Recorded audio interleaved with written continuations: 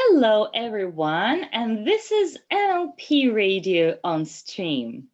Today in our studio, we are having a new guest, Catherine Vilkul Anishchenko. She will say in a couple of minutes who she is and what she does, and me, a presenter of NLP Radio, a linguist, a philologist, Olga Sarkisova. Hello, Ekaterina. Hello, Olga. Hello, everyone. My name is Catherine Vilkul, and I'm an NLP master, an emotional image therapist, and a hypnotherapist.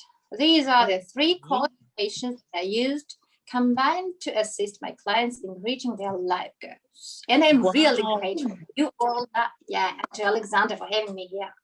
And to you, dear listeners, for sparing your time with us now. Ekaterina, you started such a professional way, actually. Usually our guests are more relaxed and they are expecting questions more from our side, but you started in such a professional way. Wow, that was impressive. I really feel that I'm with a professional. I'm in good, reliable hands. Today, I'd like to say to our listeners that we are just two of us in our studio without gentlemen today. Only Ekaterina and me. And the topic, let me introduce the topic. The topic we are going to discuss is, as far as I understand, hypnosis. It's going to be hypnosis. Sounds threatening. Ekaterina, would you please say a few words about it? What is actually hypnosis? Yeah. Of course, but before I start, I'd like to ask you a question. What actually comes up to your mind when you hear this word? And what associations does this word trigger for you? And our dear listeners, now you can really put this podcast on hold and there in comments, write down the three first things you think of when you hear hypnosis. And while our listeners are commenting, I'd like to ask you, Olga, what are your associations with this word?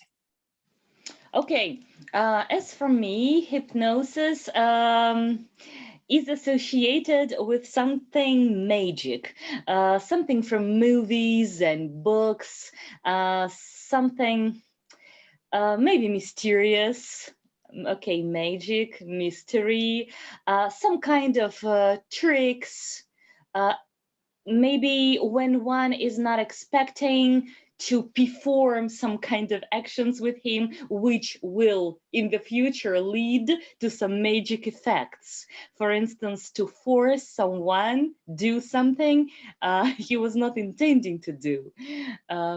Something like this. For example, to make someone close his eyes, to tell him, open the umbrella, then he will wake up, stand up, and unexpectedly for himself, in the center of the room, in a sunny day, open the umbrella, and will never know why he actually has done it. Something like that, you could see. Maybe very primitive imagination. Well, as I found out when hearing hypnosis, most people really quite frequently think of something like that. It's some manipulations. Some people think of sleep. Some remember about pendulum or even healing, and some of them think of trance. And most of the people of the post-Soviet Union countries think of Kashpirovsky and Chumak. These were quite popular hypnotists of the age. Katerin, and for those listeners who are not from Russia, who are not Russian speaking, would you probably not remind, but even introduce who actually was Kashpirovsky and what was his activity? What such impressive things did he actually do to people, to crowds of people? Why is he so well known? Yeah, I think that is the main reason of his popularity is that he had the access to the mass media. He was one of the first hypnotists who performed on TV. So I, as far as I remember, I was quite young then, but as far as I remember, he had such a sort of schedule, and he was on the program, and he told everyone, put a glass of water in front of the television, and he used to charge that water with some positive energy, with some health, with wealth, with everything. And you know what is the most interesting thing? That this whole process, these manipulations, they used to work for so many people. I think that was did. sort of really, that is why he was so popular. I think that was sort of a placebo effect or self-suggestion. But if you believe in something that really works for you, if you don't, it won't. Even if it is proved with facts, with science, with whatever, all the doctors will tell you it's a good medicine, for example, but you don't believe it. I doubt it will work. It could work, but 1% of 100. So that is why people, the whole country, the Soviet Union, most people believed, old ladies believed, young people believed, and it worked for them. Maybe not with serious cases, maybe not with surgery, I think so. Yeah, that is why he was so popular and for such a long time. Very, very influential guy. He was very influential. Now we are talking. I'm having a screen in front of me from where I also hear your voice, Ekaterina, as our talk in the studio is also being recorded at the moment. And I'm having my cup of coffee. I'm thinking of probably placing it in front of the screen and trying an experiment, maybe to charge my coffee with health, wealth, and whatever else you said it could be. We will try it maybe later. Yeah. That's a good idea, really. Yeah. So because I'll tell you why it is. I'll tell you why it's such a good idea. Because while you drink water, you are deeply involved in the process, and you are sort of relaxed, feeling more and more comfortable, and slightly plunging yourself in this meditative state called trance, which we are going to talk about later. Yeah. So, and another thing people think of when they hear this word hypnosis is, as you've said before, it's stage and some actors or some hypnotist saying something to people and snapping their fingers, and their clients fall asleep, do some funny things, and then wake up without remembering anything of what has just happened. Yeah. And this is the reason why people are sometimes afraid of hypnosis, because they are afraid of losing control. They think they will fall down and do something strange, something weird, something which they could feel shamed after that. Yeah, they will like look ridiculous and so on. Definitely hypnosis is associated with fear with most of people. Of course, not only ridiculous performance, but also fear, because everyone, I believe, is afraid of unknown. We're always afraid of unknown, something we cannot pre-calculate in advance. Yeah. Okay, so now let's reveal the mystery. Let's unveil this issue. Actually, let's now, apart from jokes, go more professional in this side. How long have you been doing it, practicing such phenomenon as hypnosis in therapy in your work, Katerina? Let me think. I think it's since the 2017. Yeah, it's been like 4 years. It's been around 4 years now. 4 years already. Around, I believe you gained quite enough of experience. So why do you use it in your work? In which way is it really helpful? And why did you actually choose this direction? Not NLP generally. Why exactly this direction? Why have you chosen it? Why did you like it that much? I like the instruments which work best, and faster, and the ones which are natural. And there are lots of other instruments in NLP, and I like a lot of them. And I also like the instruments of the image emotional therapy. But what is common about all of them is really this thing. It's trance or hypnosis, because whatever the founder of all these spheres say, I still believe that all these techniques involve trance.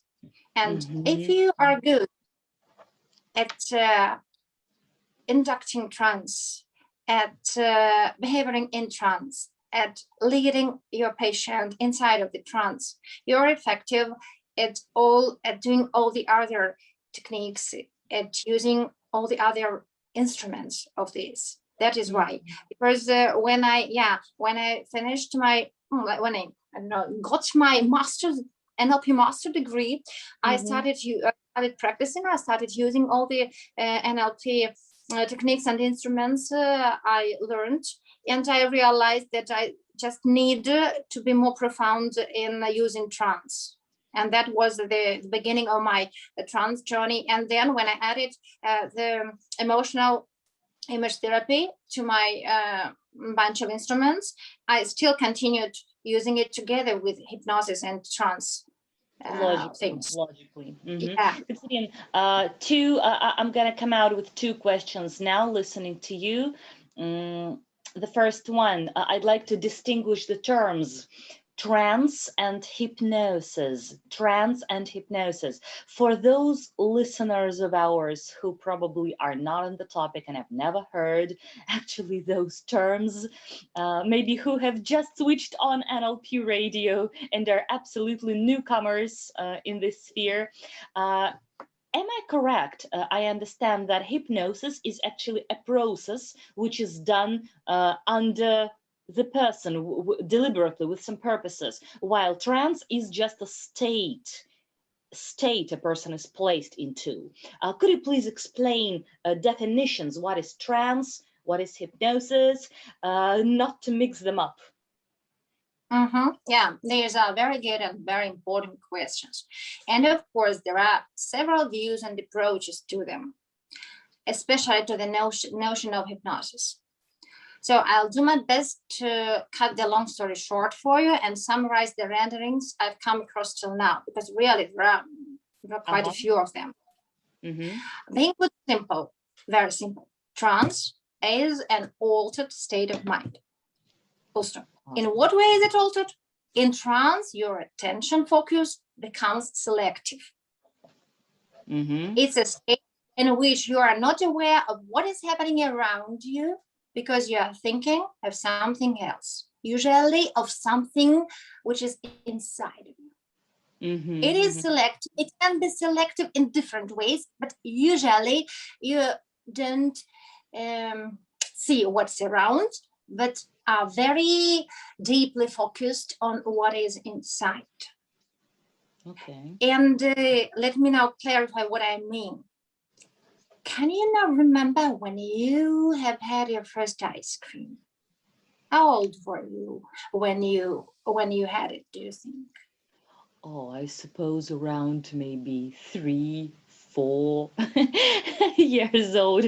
At least this is the age I was somehow conscious to remember anything at all. 3, 4, 5 years old, maybe. Can be mistaken. 3, 4, 5. Good. Very good. And what color are your shoes you're wearing? What color are the shoes you're wearing now? Red color. This I know for sure. That's good. Okay. Have you just noted the shift of your attention from the place you are at the moment when I asked about ice cream? Yes, sure. Yes, sure. Because I was trying to travel into the past, and I would say rather remote past. And then you suddenly got me back to here and now, and even in my body to look at myself, what I'm wearing. Yeah, it was very, very noticeable, even for me. Even for me. Yeah. Was it easy? I'm asking you, and I'm asking our listeners. Was it easy to name your shoes color fast on the spot? You know what? I will say, For you, maybe, yeah. maybe a little too proud of me would it be. However, I consider myself rather an aware person, to be rather aware. But still, it was not right on the spot. It was not in no time. It took some time. It did take some time, maybe a few seconds. Yeah. So congrats, you've just experienced a trance. It's like I know that you are rather profound in the sphere, but for the ones who are new to it, it could have been their first trip to a trance, their first journey through the trance. So trance is a rather interesting state. It's half conscious. So we cannot see that it's unconscious. We cannot see that you are an absolutely conscious state, that you are in an absolutely conscious state. Now, it's similarly between sleeping and waking, in which your ability to function voluntarily may be suspended. But on the other hand, in trance, you can often do things you can't do in your ordinary state, and get an admission to the resources you have inside of you, but you cannot reach or just don't use, which is very important. Such a good thing about trance. It's not just a phenomenon. It's if you know what to do with this phenomenon, how to use it, it's like your own treasure inside of you. Treasure box. Definitely. I'm starting to guess so. Ekaterina, I would like to use an opportunity and to share with our listeners and with you what I felt at this moment when we were performing the example with me. I mean, I was not unconscious, of course not, because I was listening to your voice. I was hearing myself. I realized where I was, where I was sitting, right at the table in that apartment. But at the same time, you're very right. I was not completely here. I was somewhere very deep inside of somewhere. I don't know where. This is very, very interesting point. Where I was, I don't know. But something happened to me when you just simply asked me to remember the ice cream and the shoes. Wow, that's impressive. Okay. Yeah. Catherine, what else I would like to ask? Oh, you would like to continue. I'm sorry for interruption. Please move on. I'll ask later. Yeah. I was just about to say that it is because the ice cream it was back there, and the shoes they were right here. So and even though we were not talking about some traveling, but it actually was it. It's been traveling in time. You have to think of trance comes every time you hear remember this and that, or think of just at the moment you start thinking about something that is not really around you, that about some of your experience, about something you've read about, it's already trance. And the most amazing thing is that in trance we spend most of our lives. Really, trance states may occur involuntarily and unbidden. And as you have just noticed, by the way, like we were not planning this trance. I just asked when was it? Yeah. We were not, absolutely. So to come up with more examples, I believe when we drive, we are in trance and sometimes rather deep, aren't we? When else? Probably a few more examples for our listeners. While driving, when just have woken up, when else can we find ourselves in trance? When we study, when we focus our attention at something, when we watch TV, because when we watch TV, we may even not hear what someone is saying when someone is calling us, and when working any sort of concentration of focusing our attention, when you focus it at one thing, you just skip lots of other things around you. Right. So now moving a little bit back to my question. ago when I asked the definitions of trance and hypnosis. So let me a little summarize this block for those who are listening. If you are following us, dear listeners, I hope you are. So trance is an altered state of mind, as Ekaterina has just said, kind of changed. Yeah, for those who are not native speakers. Altered means changed, different, right? Altered state of mind. And hypnosis, it's, I believe, a process which is done by a professional, actually with the purpose to place another one in this state of mind, right? Yeah, or one of the theory is like that. In fact, there are competing theories explaining hypnosis and related phenomena. And one of them is really, like you've just said. In general, there are two groups of these theories. Altered state theorists see hypnosis as an altered state of mind or trance.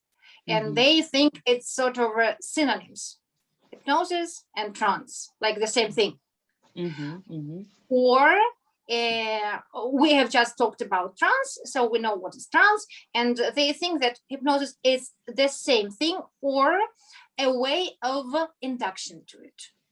Really, the way a therapist, actually what the therapist does, says, or just shows to arrange this state of mind in their client. And in contrast, non-state theories see hypnosis as a type of a placebo effect or a redefinition of an interaction with a therapist or form of imaginative role enactment. So like there are really a group of theories who, like, the representative of which do not believe in the existence of trance and so on and so on. And they say, it's just like another way of interaction. It's like another format, another way of doing something, and so on. Like to be honest, to be more objective, we have to know that to show that there are two main groups of theories rendering to this notion. Yeah, it has a right to exist, of course. Ekaterina, I would like to ask you to would you please clarify the term induct, because I'm sure a lot of people who are listening now, they, even native speakers, even British and Americans, they in this very context may not know what it means. You have used the word induct. Would you please be more specific in simpler words? What does it mean? So in this sphere, it means that inducting.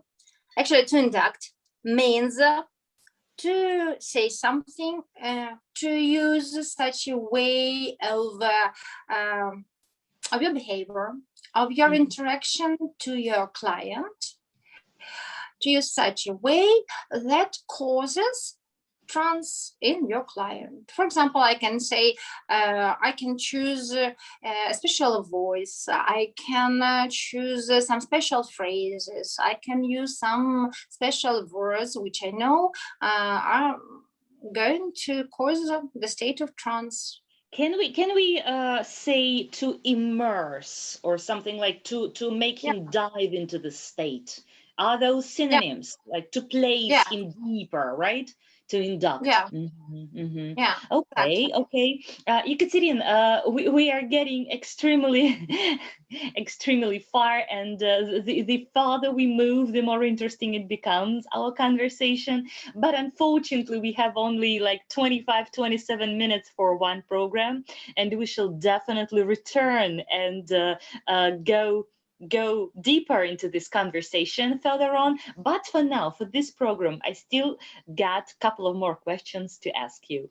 And one more is about self-help. I'd like to highlight the block of self-help. First of all, to ask your experience.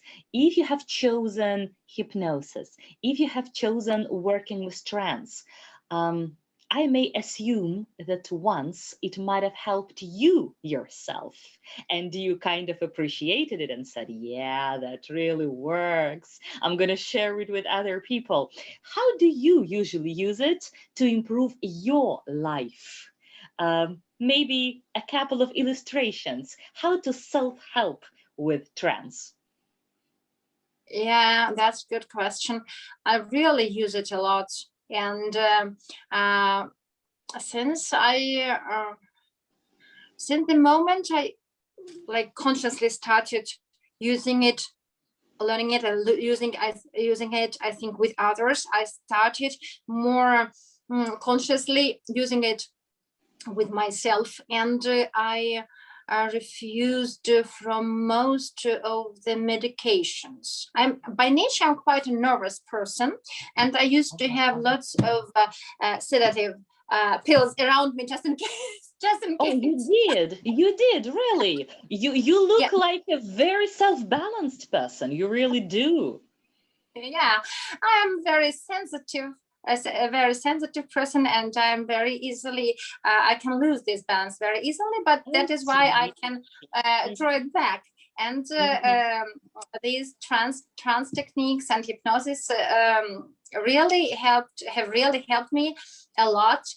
Since I started using it, I don't even have any sedative means at home. Wow. I think that costs a lot. I don't have it. Sometimes I can get nervous again, but I just sit down and I do some techniques that I know help other people, my clients, and they also help me. But you just have to do it, believe you in it or not. You just have to continue, and especially when you add up this emotion image therapy in the process, and together it works fantastic for me. Really, it's true. You can. I believe so, because no people would use an instrument, a tool, no matter how useful it is, how well known it is, just out of nothing. He will definitely choose and study it that thoroughly, that with such elaboration, only when he needs it himself.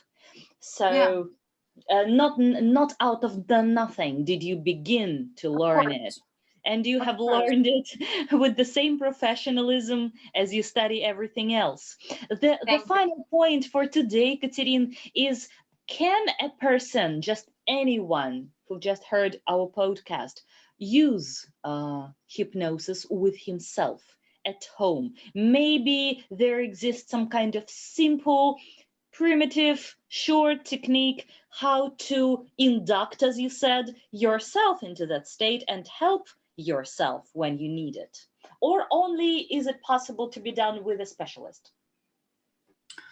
That's a very good question, and it's so obvious for me, but I think for others who are not into the topic, it's not so clear. But in fact, all our resources are inside of us, and really us who are in power of these resources. And of course, absolutely everyone, absolutely every person can learn to use them, to get reach of them, and to let them serve what they are meant to serve, because we have a world inside of us, really. And this is like I'll say some more words. This is like the introduction to some other topic, because there are in general 3 generations of NLP and 3 generations of hypnosis. And while the previous 2 ones were about speaking about what is better, the conscious or unconscious or subconscious, and so on and so on. The last one joined them together, the 3rd generation of hypnosis and the 3rd generation of NLP, and gave the control to the person themselves. Okay, okay, okay. I think that a lot of people who are listening now dream to try it, and maybe to use to persuade their own selves in something. For Yeah. instance, I would be happy to persuade myself never to eat sweets, to persuade myself to fully convince myself that I hate fattening food, that I love the regime and waking up early and other very strong things. It's not so easy to fight with, with your logic, with your conscience. Yeah, So exactly. I believe we're gonna need many more programs with you, Ekaterina, and it's only about Perhaps. hypnosis. Right, right. Yeah. We're slowly moving to the end, and probably if there is something you wanted to say but didn't have a chance, probably you could add it up right now, and we will finish slowly. Is there anything else you'd like to add to the topic? No, yeah. I just like to add just one thing. My personal opinion about trance and hypnosis is that I sometimes think about the group of theories which think it's not the truth, it's the placebo effect, and so on and so on. But I am deeply convinced that the placebo effect can only be when you believe in it. And if you believe in it, it will cause trance. And the placebo effect will work because of the trance. So I just feel that both groups of theories are about the same thing. It's like 6 and 3 twos, 2 threes. The same. That's all I wanted just to say. Thank you very much for your attention, and thank you very much for inviting me here, for having me here. It was a pleasure talking to you, and thank you, our dear listeners, for staying with us, for listening till the end. And I really hope it's been helpful to you. Ask your questions and comments, and the next time we are going to answer all of them if we can, of course. Right. Thank you so much, Ekaterina, for your time. That was unforgettable. Dear listeners, your likes are very welcome. What are the 3-5 associations with the word hypnosis from your side? We are expecting commentaries from you, please. Has anyone ever experienced hypnosis or trance? You're welcome to write it here below, down in the commentaries, please. Likes are welcome, reposts are welcome, and we hear each other in the next podcasts. That was Olga Sarkisova and Ekaterina Vilkul. Goodbye. Bye-bye. Thank you very much. Bye.